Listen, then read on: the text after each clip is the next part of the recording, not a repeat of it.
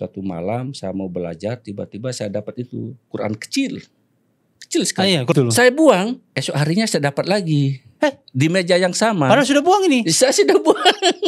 Dalam mimpi itu saya didatangi seseorang, tapi mukanya tidak kelihatan. Dia pakai apa? Jubah, surban apa putih. Dia ngomong, dia bilang, Yan, kamu nanti tidak selamanya kau di Hindu, kau nanti masuk Islam. Macam dia tahu. Dia tahu. Saya juga kaget. Hampir di setiap sore itu, kalau saya tutup mata begini, baring-baring di kamar itu, kepala besar, baru kayak menggigil. Kalau saya mati, ini siapa yang kubur saya di sini? Kubur Allah apa? Itu pikiran saya. Saya dulu kan Hindu. Ya. Hindu itu kan identik dengan patung. Memang itu dewa itu dianggap sinar suci dari Tuhan. Terus itu yang disembah. Saya analogikan seperti lampu. Cahayanya itu dewa. Kenapa kita tidak sembah lampunya? Kenapa kita sembah cahayanya? Betul. Ayo berinvestasi akhirat. Bangun rumahmu di surganya. Sempurnakanlah ibadah Anda dengan beramal jariah yang pahalanya tidak terputus hingga akhir kiamat.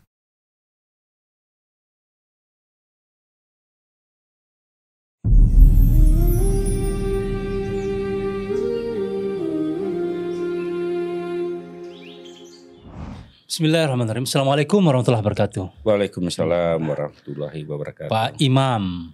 Iya. Sekarang Pak Imam ya? Alhamdulillah. Dulu Pak Wayan. Wayan ya. Lengkapnya Wayan Chandra. Wayan Chandra. Lengkapnya. Sekarang jadi Muhammad Imam. Imam Jarkasi. Bang Imam Jarkasi. Pak Imam, kalau Wayan pasti orang sudah tahu nih ya? Iya. Ya.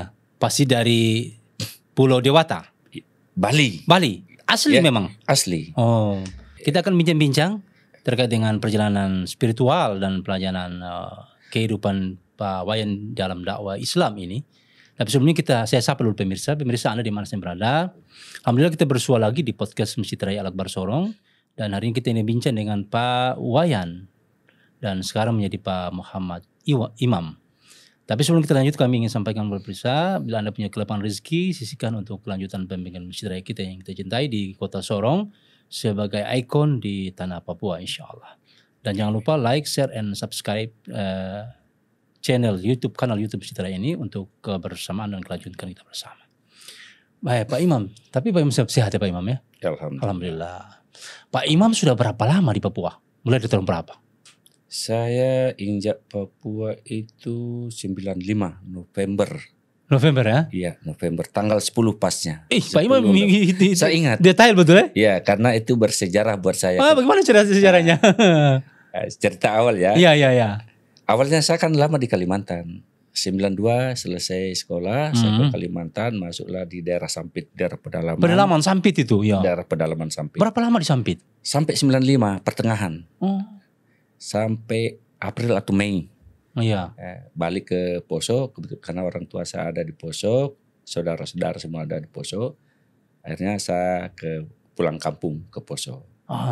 Setelah itu, ini lucu ceritanya. Iya, bagaimana.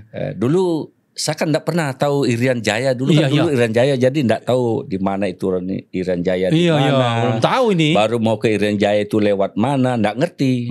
Itu karena faktor nekat. Faktor nekat. Tidak punya kenalan, tidak punya siapa-siapa. Di sini tidak punya kenalan apa-apa? Sama sekali. Nekat mau merantau.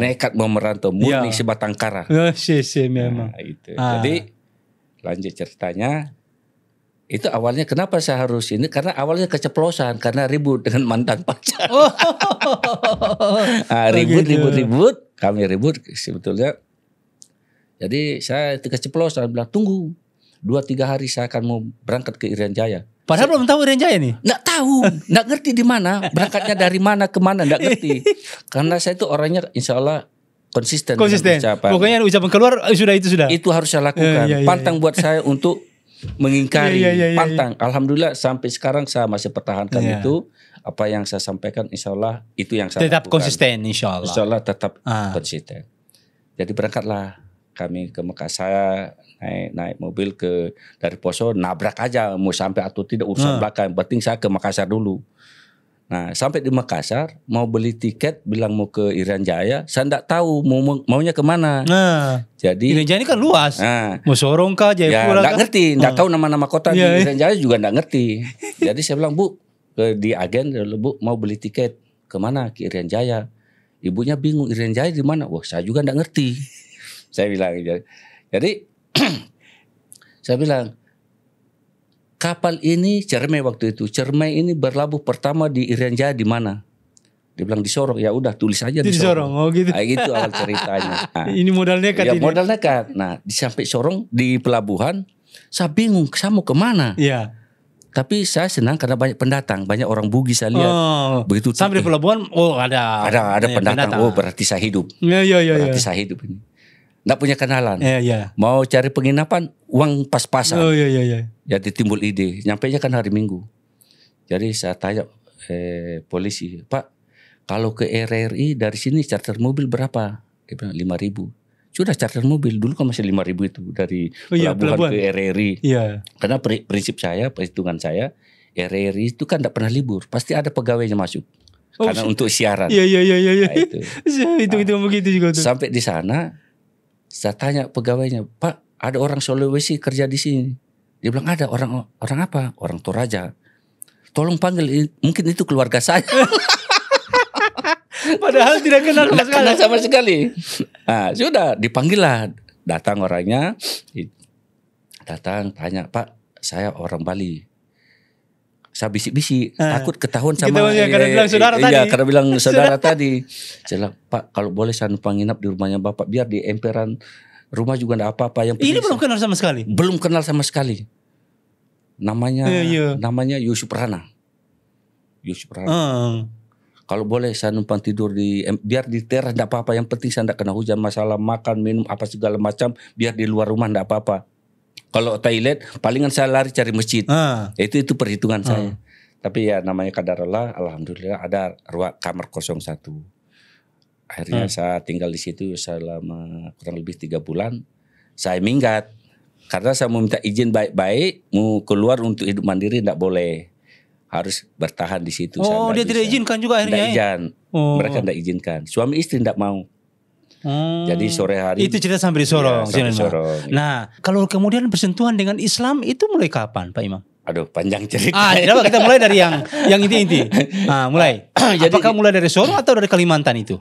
Sebetulnya itu hidayah itu muncul yang saya rasakan betul selama saya di SMA. Oh, sudah di SMA, sudah mulai rasa benih-benih hidayah itu. Benih hidayah itu memang munculnya di SMA. Itu. Tapi tunggu, Pak Imam keluarga semua memang asli Hindu. Semua keluarga. Semua sampai sekarang Pak Imam sendiri yang Muslim. Saya sendiri. Oh. Itu. Dari berapa berkeluarga? Saya bersaudara 6 orang. 6 orang. Tapi kalau keluarga besar saya itu sebetulnya bukan ada di Poso, tapi di Kalimantan. Semua Kalimantan. Iya, alhamdulillah. Bahkan sekarang sudah macam-macam lah, ada hampir satu kecamatan itu ada hubungan keluarga semua. Oh begitu. Di kecamatan Besarang dia. Iya, di Kalimantan itu. Kalimantan. Nah, sekarang mulai SMA itu bagaimana benih-benih hidayah itu?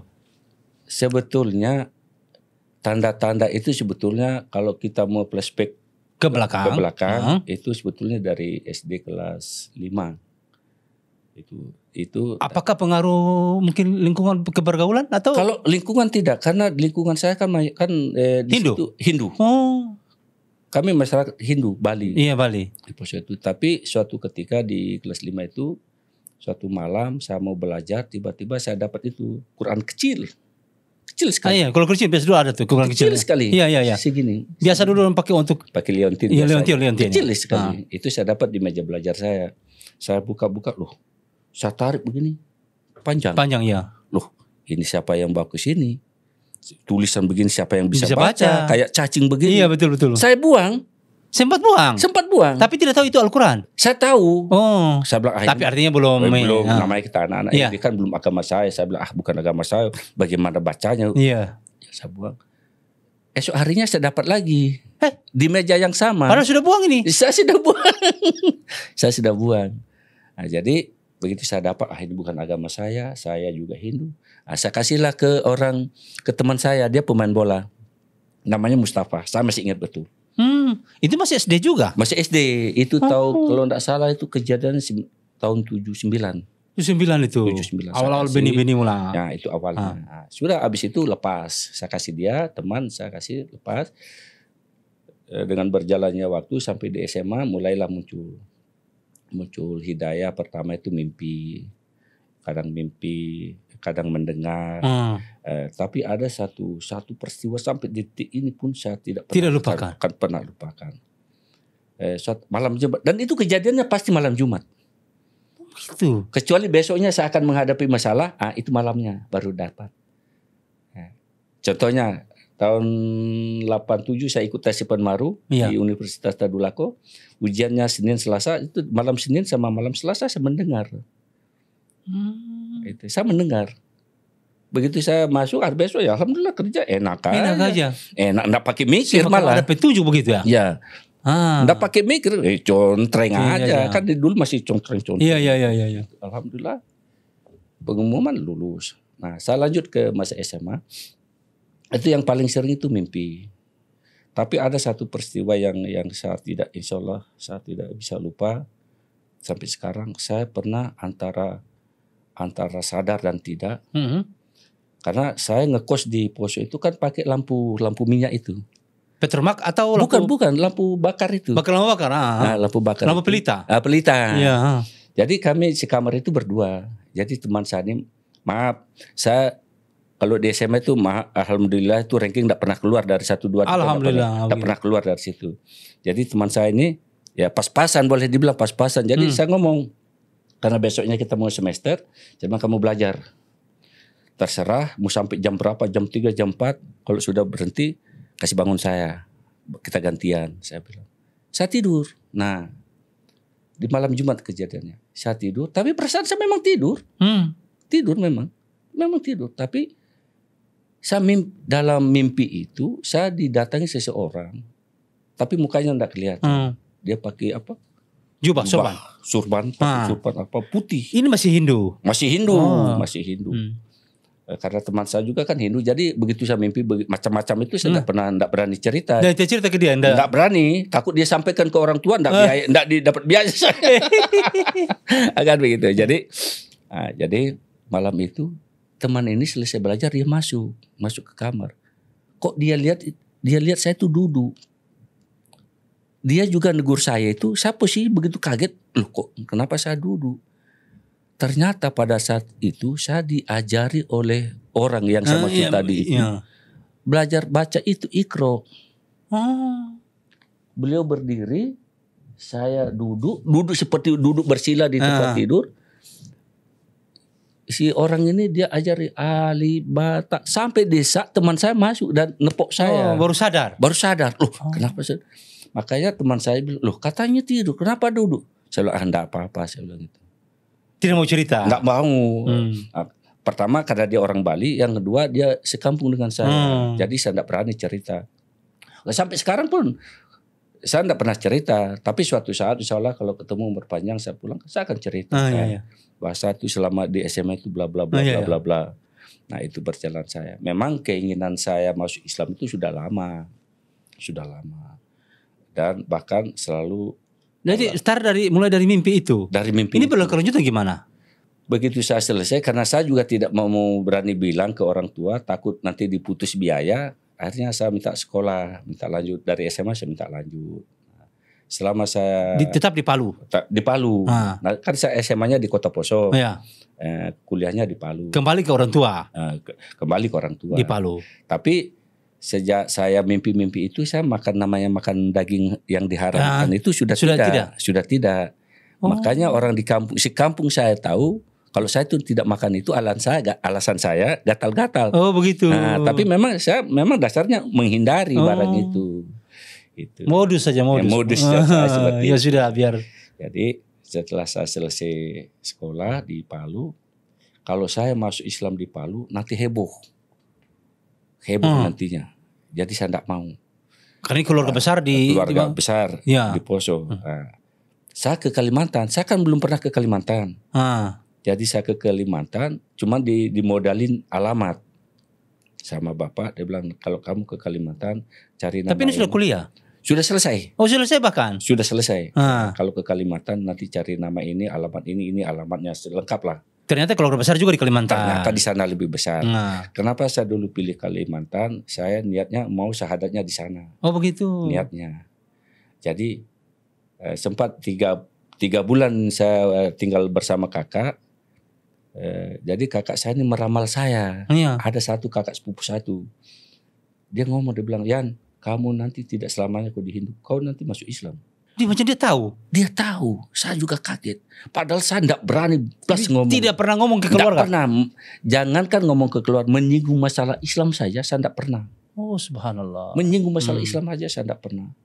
Akhirnya saya inisiatif ini, kalau saya tinggal di kakak terus ini kapan saya bisa mandiri. Iya. Akhirnya saya larilah ke Sampit. Masuklah ke perusahaan kayu. Itu perusahaan kayu terbesar Kalimantan Tengah, namanya PT Tanjung Mas. Saya masih ingat betul itu. Jadi saya pas masuk di hutannya. Memang di hutan sudah jadi kota. Oh begitu. Di tahun itu. Di tahun itu. Di sana niatnya mau syahadat, tapi keluarga juga banyak di sini. Jadi saya putuskan, saya ajukan surat pengunduran diri dari perusahaan itu, saya minta pulang. Nah dari pulang itu kejadianlah itu ribut sama mantan itu, keceplosan ke sini. Nah gitu. Tapi itu pacar sudah ada di Sudah Palu. di Poso. Cuma Poso. Ya kan kita masalahnya kita beda keyakinan, sama-sama orang Bali. Oh begitu. Nah, dia Kristen, sebut ke saya. Oh tapi dia balik Kristen. Nah, dia balik Kristen, saya balik Hindu. Nah kuncinya kedua orang tua sudah setuju. Cuman sekarang yang jadi masalah keyakinan. Saya ikut dia tidak mungkin karena saya sudah pernah belajar tentang Bible, walaupun sedikit, walaupun satu. Kunci saya belajar Bible itu cuma satu ayat. Itu kunci saya. Kenapa saya tidak bisa terima? Tidak lanjutkan lagi. Tidak lanjutkan lagi. Satu ayat saja yang saya tahu. Itu saya tahu ayat itu dari saya SD. Bahkan sudah hafal ayat itu.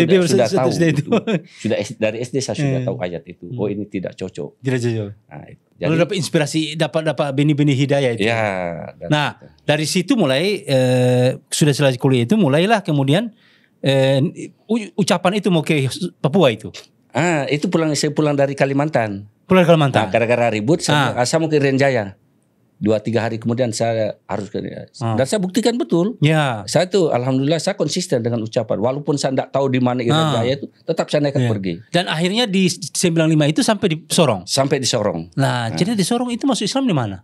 Saya masuk Islamnya itu di SP1. Disadat ya? Disadarkan di SP1.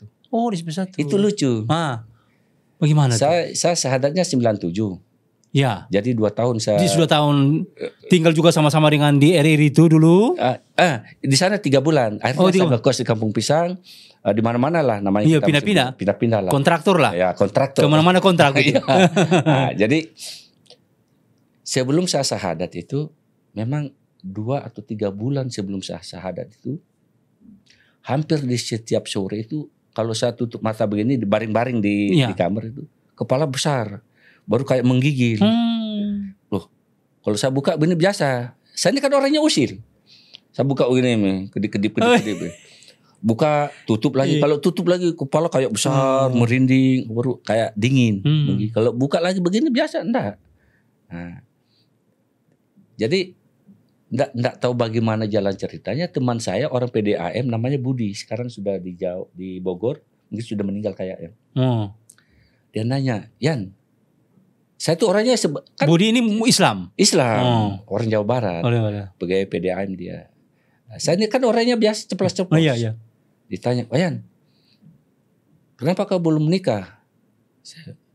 Dia bilang kan, dia ketemunya di jalan tempat curah air itu, di tangki. Iya, tangki. Ketemunya di situ. Karena memang kita itu sudah kenal lama, Tiba-tiba nanya, Yan, kenapa kau belum menikah? Nah, sekarang umur sudah berapa? Jadi saya bilang, saya ini kan tipikalnya begitu. Saya tidak akan pernah menikah sebelum saya masuk Islam. Dia bentak saya, diancam. Kau bicara yang benar. Saya jawab lagi, saya ini orang lahir 1 kali dan ngomong pun 1 kali. Apa yang saya sampaikan itu sudah adanya, saya bilang. Dia bilang, kalau begitu tunggu. Besok malam tunggu saya di rumah. Saya juga mulai begini. Karena ucapan tadi. Takutnya jangan sampai dia bunuh saya. Oh, takut itu beralih. Saya takut, jujur saya takut. Saya bilang kalau saya mati ini siapa yang kubur saya di sini? Kubur Allah apa? Itu pikiran saya. Sendiri tidak ada siapa-siapa. Jujur saya, kan kita naik motor. Ceritanya saya ini tidak mengerti mau dibawa kemana. Mereka jemputlah. 2 orang yang jemput saya dengan 2 motor. Jadi saya juga ada motor waktu itu. Saya bilang, pakai motor saya tidak mau. Saya bilang saya mau dibonceng. Tapi saya jujur saya babadi. Saya jujur. Karena kapan dia berhenti di jalan di tempat sepi saya tikam. Itu pikiran kotor saya itu. Nah, itu. Ternyata dia bawa saya ke salah satu ulama di SP1. Namanya Pak Samsul Ali. Samsul Ali, pernah dengar nama itu? Beliau memang kalau di Tugu Merah itu kan? Ya, Tugu Merah. Almarhum. Ya, almarhum itu kan ulama juga. Iya, ulama, tokoh. Tokoh juga. Itu. Jadi saya dibawa ke sana, ditanya-tanya. Dia punya musola ada tuh. Ya, itu. Justru pertama kali saya begitu habis syahadat saya sholatnya di musolanya itu. Ya. Akhirnya syahadatlah di sana. Nah, setelah syahadat, jadi kita sempat belajar di sana, dibimbing. Tapi lucunya itu teman-teman saya kan kami banyak teman. Tiap malam-malam tertentu saya diajak ke sana. Jadi saya bilang yang anehnya itu begitu saya sampai masuk dalam rumah pasti saya ngantuk. Di rumahnya Pak Kiai itu. Iya. Tapi setelah masuk Islam. Iya. Sampai sana pasti ngantuk. Pasti ngantuk. Tidur, mimpi saya ceritain, saya mimpi begini bla bla bla bla, diceritain nanti begini. Peristiwa yang saya alami yang masih SMA yang saya bilang ketemu mimpi seseorang itu. Iya. Beliau tahu. Beliau tahu. Padahal saya tidak pernah ngomong apa-apa. Saya kan tidak sembarang ngomong. Kalau orang saya baru kenal tidak berani saya ngomong. Cerita ya. Dia cerita dia bilang. Ini pernah begini. Nah Imam dulu pernah ketemu ini. Jujur saya lupa. Nanti beliau ingat, astagfirullahaladzim, dia ingat, kok bisa dia tahu? Dia tahu. Saya kaget, jujur saya kaget itu. Kok bisa dia tahu? Jadi tahun 97 itu 97 baru masuk Islam di Pak Imam itu, Pak Kiai Imam. Selama pengalaman spiritual itu, yang paling menguatkan keyakinan Pak Wayan terkait Islam itu di mana? Saya dulu kan Hindu. Ya. Hindu itu kan identik dengan patung. Betul. Identik dengan patung kan. Nah, jadi dalam bayangan saya kan dulu jujur nilai agama saya pernah di rapor SMA itu nilainya 9. Iya ya. Pernah nilai 9. Sampai saya protes sama gurunya. Saya bilang, Pak jangan kasih nilai 9. 6 juga enggak apa-apa saya bilang. Yang penting jangan merah aja saya bilang. Dia bilang, tidak memang kemampuanmu bisa. Nah, bahkan dulu di SMA saya pernah dimusuhi dari 45 murid plus guru. Saya cuma 2 orang yang vokal mempertanyakan tentang sesuatu di agama Hindu. Oh begitu. Pernah. Sempat mengajukan pertanyaan. Iya, sempat mengajukan pertanyaan karena mereka ini tidak bisa jawab sama sekali. Tapi teman saya yang satu ini masih tetap di Hindu sampai sekarang. Karena kenapa saya pilih Islam? Pertama itu dalam bayangan bodohnya saya dulu. Saya begini, satu-satunya agama yang Tuhannya tidak bisa dilihat itu hanya Islam. Itu pandangan bodoh saya. Karena di awal-awal itu kan? Di awalnya itu saya masih kalau tidak salah tuh masih SMA sudah berpikir seperti itu. Nah, bahkan dari SD itu jujur saya dulu masih SD itu saya kembali ke belakang lagi. SD justru pernah saya itu berdebat dengan sesama tapi dia kakak kelas, saya kelas 3 atau kelas 2, saya debat dengan kakak kelas 6 tapi dia Nasrani. Tuhanmu begini, Tuhanmu begini. Saya berani. Begitu. Namanya kita anak-anak kan ejek-ejekan segala macam. Nah, disitulah saya tahu satu ayat itu. Yang bilang dalam Alkitab itu. Dalam Alkitab itu. Di situ enggak cocok. Enggak cocok buat karena saya. Dia sampaikan itu kemudian buat apa ini penelaan gitu. Jadi itu setelah saya ingat enggak masuk di akal.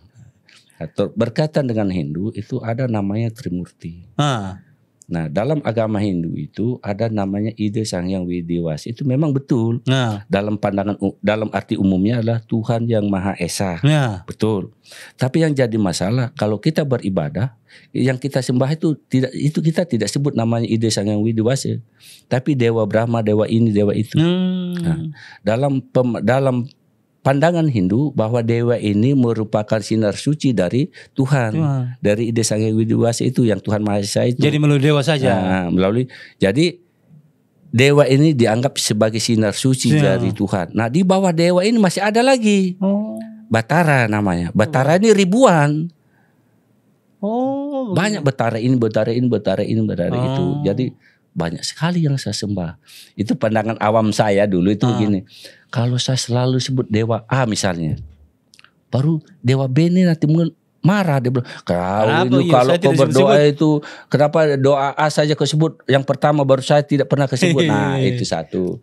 Ya, nah, itu satu. Yang kedua, kalau memang itu dewa itu dianggap sinar suci dari Tuhan, terus itu yang disembah.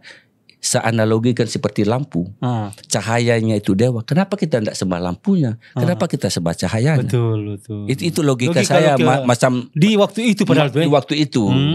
Itu satu. Yang kedua, terus saya lihat seperti di awal saya katakan bahwa Hindu itu kan identik dengan patung, api dan air, bunga, kan. Nah, sekarang patung itu berarti orang yang membuat patung itu dari zaman dulu sudah pernah lihat dewanya seperti itu modelnya. Itu yang saya tidak setuju. Kalau pertama banyak yang disembah dalam Hindu, yang kedua patung-patungnya itu berarti Tuhan sebelumnya itu pernah dilihat. Itu. Dari pikiran-pikiran itu. Nah, sekarang kalau ketika dibandingkan dengan Islam, waktu kemudian Islam begitu tersentuh dengan Islam, bagaimana pikiran Pak Wayan? Kalau Islam itu yang saya tahu pertama Tuhannya tidak bisa dilihat, tapi jelas ada. Tapi kita manusia tidak bisa disamakan dengan apapun. Bisa disamakan dengan apapun. Sebetulnya dalam Hindu juga ada itu. Tidak bisa disamakan itu. Kalau saya terjemahkan, saya lupa bahasa Sanskertanya, saya lupa itu. Tapi artinya kurang lebih begini. Tuhan itu esa, tidak dilahirkan, tidak berbentuk. Itu ada. Cuma dalam pelaksanaannya, implementasinya ibadahnya itu tidak seperti itu. Kemudian dipecah. Nah, justru yang disembah itu dewa. Ini itu satu.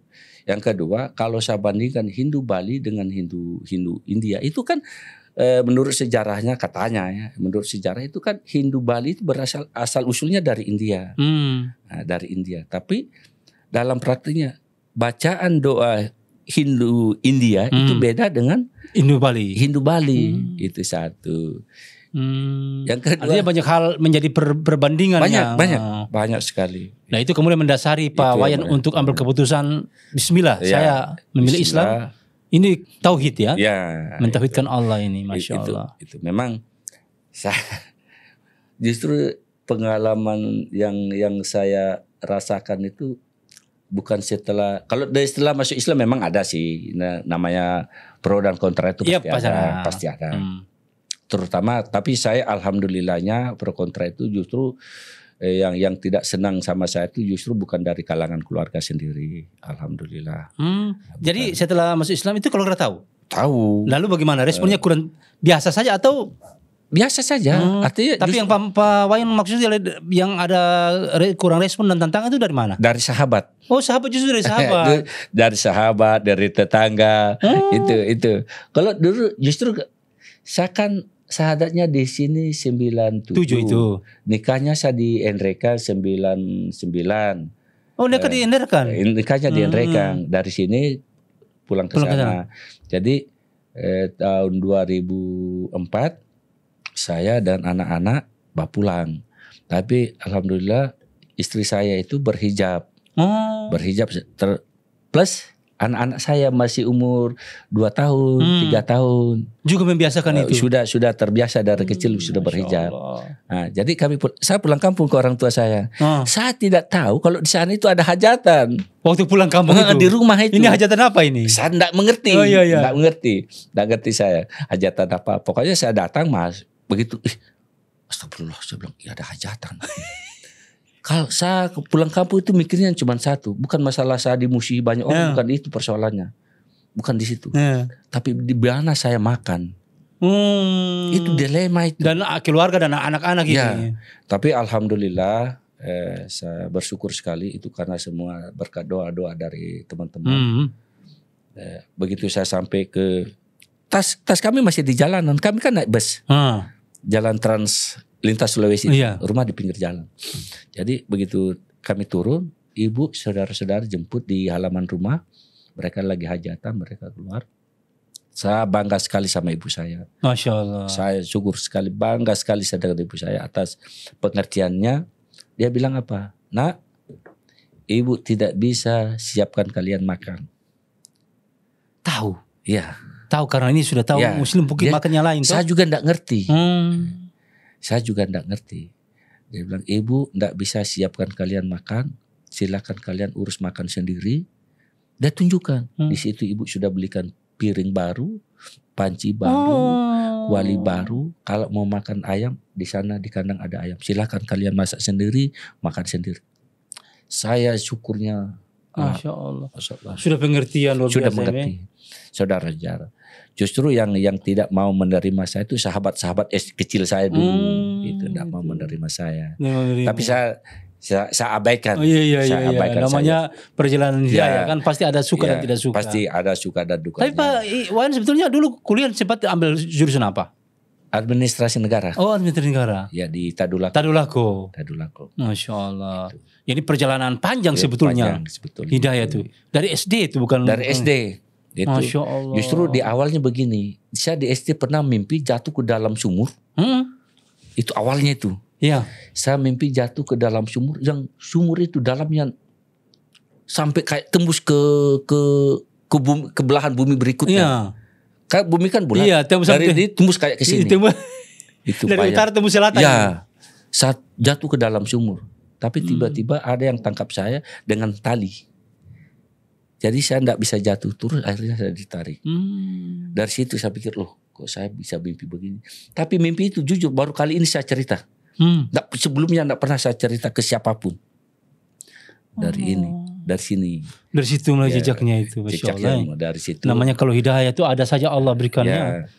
Mulai dari situ saya belajar berdoa dengan doa-doa umum. Nah, Ya Tuhan, tolong tunjukkan saya agama yang benar itu yang mana. begitu. Iya, itu SD loh. Orang tidak percaya. Memang itu di luar nalar, Pak. Tapi Ya. karena itu memang kalau saya tidak ini, cuma karena kalau jejak digitalnya yang Pak Wayan sampaikan, karena memang di sekolah punya prestasi, kemungkinan begitu, bahwa kemudian akal yang lebih diutamakan untuk kemudian mencoba mengolah ya. Masya Allah. Karena memang dasarnya saya dari SD itu sudah ragu. Ya, dan Ragunya karena memang kenapa? sudah logika sudah bagus lah. Artinya dari SD itu memang saya sudah ragu. Ragunya begini. Loh kok banyak sekali yang saya sembah. Sementara Islam cuma saya belum tahu. Belum tahu sebetulnya. Belum namanya kita SD, yang saya tahu cuma Allahu Akbar saja. Karena itu kan tiap hari bunyi 5 kali. Iya kan ini susah, kalau saya juga begitu susah. Karena pertama Pak Wayan sendiri di komunitas lebih banyak agama Hindu. Iya. Mendekati wanita juga bukan Islam. Bukan Islam. Iya, jadi dari mana pengaruhnya kan tidak mungkin ya. Tapi Allah berikan lewat mimpi dan pengalaman-pengalaman batinnya. Pengalaman itu terutama mimpi. Yang kedua mungkin Dengan kajian logika tuh. Logika saya Ya, zaman itu. zaman itu. Saya bilang, loh kok banyak sekali saya sembah. Kalau saya sebut namanya ini saja, tentu yang ini yang marah. Itu ada dalam Hindu itu namanya Trimurti. Itu Brahma, Siwa, Wisnu. Betul. Pencipta, pemelihara, perusak. Nah, kalau kita sebut yang menciptakan, berarti yang merusak ini marah nanti. Itu logika saya dulu. Itu. Ya memang banyak dalam Hindu itu banyak hal-hal yang Masya Allah. Ada pesan-pesan khusus kepada saudara-saudara muslimin bagaimana untuk mengukuhkan akidah supaya tetap di akhir kita yakin benar dengan Islam ini. Iya, jadi yang pertama terutama yang saya sampaikan itu terutama kepada saudara-saudara saya yang baru bersyahadat. Nah, yang baru belajar Islam. Yang baru belajar Islam. Banyak-banyaklah belajar. Boleh belajar. Kenapa? Itulah dengan banyaknya saya melihat kasus, ya ini dengan melihat banyaknya kasus, ada orang bahkan banyak diislamkan terus tidak dibina, suaminya tidak mau belajar juga, tidak mau bertanya, akhirnya begitu ribut kembali lagi. Begitu akur kembali lagi. Jadi saya berpikir ini kayaknya Islam ini mau dijadikan kayak terminal. Main-main. Keluar masuk itu. Dilarang dalam Islam begitu. Itu. Makanya saya selalu pesankan jadilah Islam yang kafah. Belajar. Nah, bagaimana caranya? Banyak bertanya. Banyak mendengar dan banyak membaca. Intinya 3 saja kalau menurut saya itu. Ya. Membaca, mengerti dan amalkan. Kalau salah satu dari ketiga ini kita tidak bisa penuhi, tidak akan jadi apa-apa. Contohnya, misalnya kita tidak bisa membaca atau tidak pernah mendengar, terus apa yang kita bisa mengerti? Mau andalkan ya, mau paham bagaimana? Kalau kita tidak pernah membaca, kalau tidak paham bagaimana bisa amalkan? Ya, Kalau tidak mengerti, bagaimana kita mengamalkan? Kan begitu. Jadi saya berharapnya begini. Kenapa? Dulu jujur sebelum saya masuk Islam itu, saya sangat senang, kagum bahkan dengan orang-orang Islam itu pada saat sholat Jumat. Iya. Nah, jujur 96 kalau tidak salah atau awal 97 pernah saya marah orang di sana. Pada waktu itu saya masih hidup. Belum Islam. Itu gara-garanya hari Jumat. Mereka ini masih duduk-duduk minum kopi di bawah pohon dan di pinggir jalan. Padahal hari Jumat ini. Hari Jumat. Dan ini Islam ini. Islam sudah belum azan, sudah tarhim. Di situ. Di Kampung Pisang situ. Iya. Saya masuk, mereka dulu, loh, saya tanya, kalian ini agamanya apa sih? Kami Islam loh. Jam begini Islam kalian masih duduk ngopi santai. Coba pergi sholat Jumat sana. Saya bilang. Padahal saya tuh masih belum. Karena kan 97 baru. Iya, masih 97. Jadi saya bilang, kalau kalian tidak niat mau sholat, jangan berdiri duduk pinggir jalan. Malu sama orang sebelah, saya bilang. Nah. Sampai saya tantang, kalau kalian keberatan, saya ngekosnya di sana. Kalau kalian keberatan, datangi saya di rumah saya. Masya Allah. Saya itu orangnya begitu. Kalau memang saya tidak senang, kalau menurut saya itu saya tegur. Walaupun saya marah, tapi niatnya untuk kebaikan, saya akan lakukan. Dan ini termasuk pesan-pesan lah untuk saudara-saudara Muslim ya. Kalau sudah dapat Islam, bersyukur dengan Islam ini. Bersyukurlah karena kalian itu sudah jadi Islam dari lahir, banyak-banyaklah belajar dan kemudian lakukanlah apa yang diperintahkan. Jujur Pak Agung, dulu saya awal-awal menikah itu, sholat saya itu cuma 3 waktu. Oh gitu? Ya, jujur. Dulu tuh saya masih tinggal di belakang pertokoan sini. Iya. Sholat saya 3 waktu, maghrib, isya, subuh. Zuhur asar karena itu lewat karena kesibukan. Walaupun saya pulang pas waktu sholat saya di rumah, istri sudah ngomel-ngomel. Sering istri saya ngomel itu gara-gara tidak sholat. Alhamdulillah capek. Punya istri dan perhatian Pak Wayan. Tapi alhamdulillah itu saya dulu terkesan dengan ceramahnya siapa ini almarhum Zainuddin MC. Dia bilang ibaratnya itu kita punya sarung, biar compang-camping tapi masih punya sarung. Iya, sarung. Nah, itu begitu saya pikir, ya saya begitu juga yang penting saya sudah Islam. Biar sholatnya belum sholat. Ternyata itu salah. Insya Allah terima kasih banyak atas kebersamaan kita nih, insya Allah. Diskusi kita panjang sebetulnya kita ini, cuma waktu kita yang terbatas insya Allah. Baik juga punya aktivitas yang lain. Terima kasih banyak atas kesediaan waktunya bersama dengan kami di Studio Podcast Masjid Raya Akbar Sorong. Semoga ini menjadi inspirasi dan pelajaran bagi kita sekalian pemirsa di mana berada, bahwa hidayah itu mahal, penuh perjuangan, pengorbanan, dan tentu butuh waktu untuk belajar insya Allah. Amin. Terima kasih Pak Imam. Terima kasih. Assalamualaikum warahmatullahi wabarakatuh. Waalaikumsalam warahmatullahi wabarakatuh. Masya Allah. Alhamdulillah. Ayo dukung media dakwah Masjid Agung Al-Akbar dengan ikut berdonasi pengadaan alat multimedia dan operasional dakwah. Usia boleh terputus, pahala jariah mengalir terus.